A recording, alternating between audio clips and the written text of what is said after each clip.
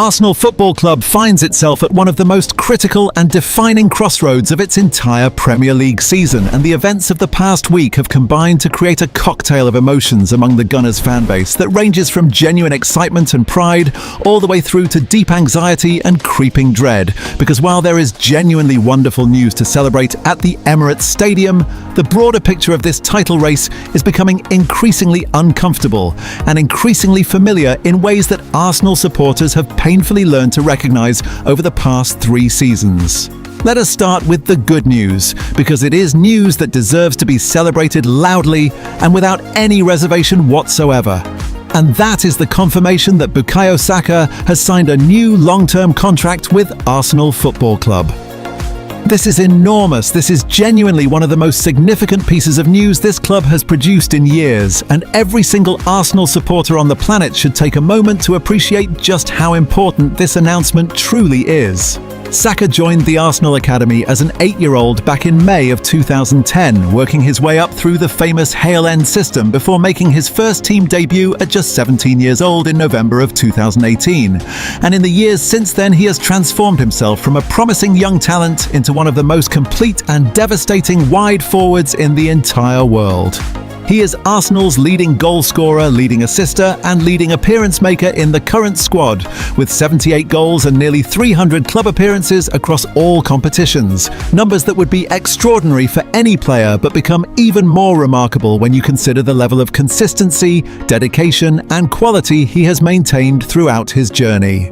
He has been named Arsenal Player of the Year twice, PFA Young Player of the Year, PFA Team of the Season and England Men's Player of the Year on multiple occasions, and he has represented his country at 3 major tournaments, helping England reach the semi-finals of the 2022 World Cup and back-to-back European Championship finals in 2020 and 2024. Last season, even after missing more than 3 months through injury, Saka still contributed 12 goals and 13 assists in 37 appearances, numbers that most players in the world could only dream of producing at full fitness.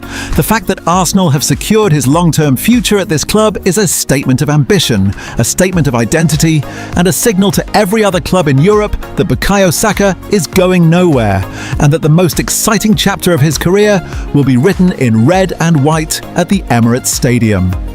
But as wonderful as the Saka contract news is, it cannot completely mask the anxiety that is building around this Arsenal squad right now. And that anxiety has a very specific starting point that even Arsenal's most famous celebrity supporter has been forced to publicly acknowledge. Meanwhile, in transfer news, there's yet another twist in the developing transfer saga involving Julian Alvarez, and once again it makes grim reading for Mikel Arteta.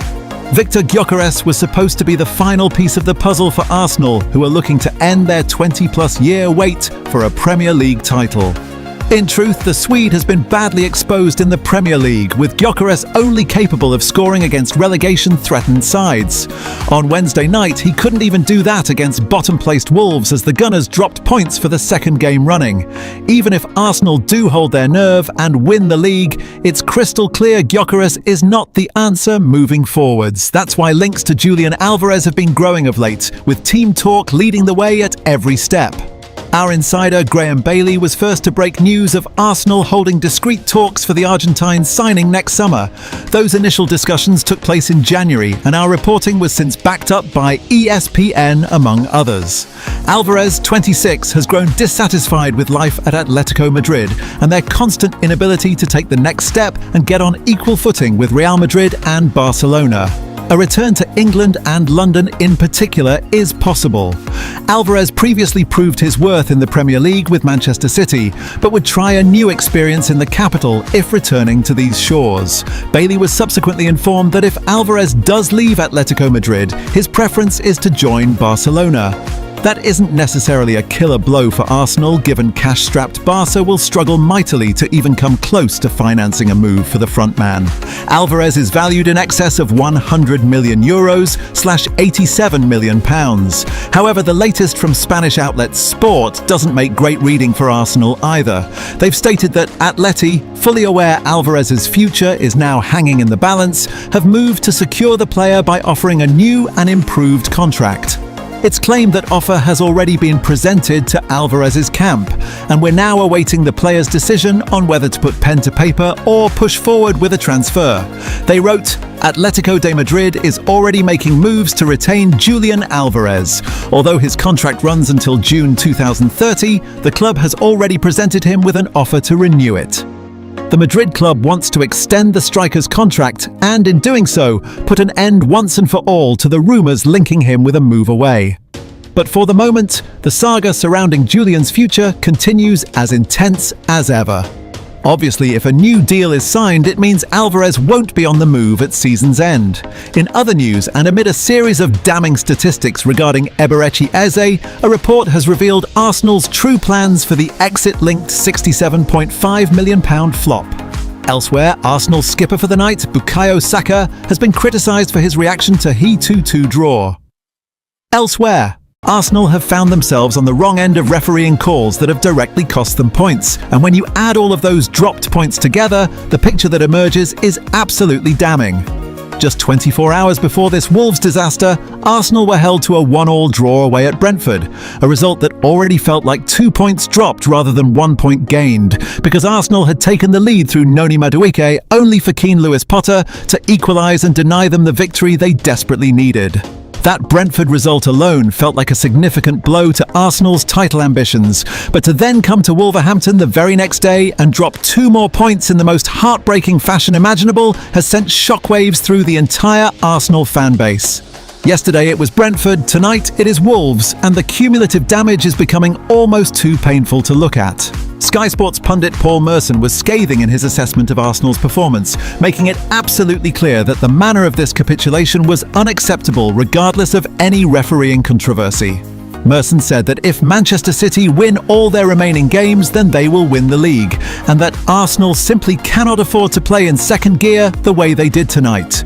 He said that every single game from now until the end of the season must be treated as a cup final, that when Arsenal play at their proper high tempo, Wolves cannot live with them, but that the slow, lazy and uninspired performance they produced tonight was completely unworthy of a team with genuine title ambitions. His words were harsh, but very few Arsenal supporters would disagree with them tonight.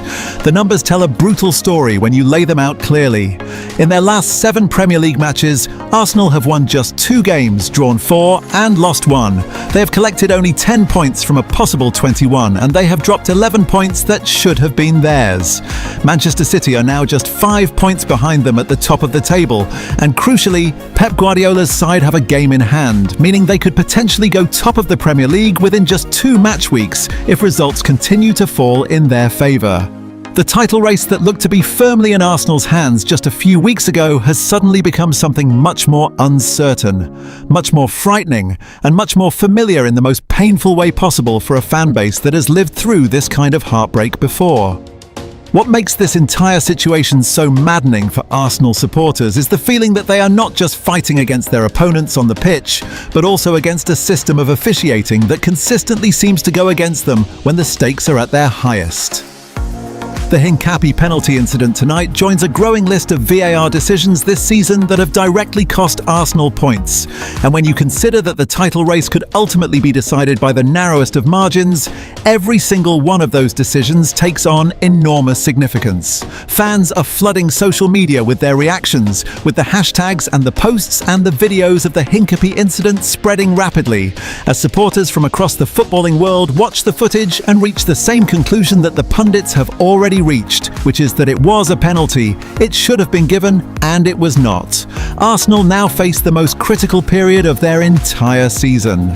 Next up is the North London derby away at Tottenham Hotspur, a match that always carries enormous emotional weight, but which now also carries massive title implications. Then comes Chelsea at the Emirates, then a trip to Brighton, and somewhere further down the line there is still the visit to Manchester City's Etihad Stadium, a fixture that could define the entire course of the title race.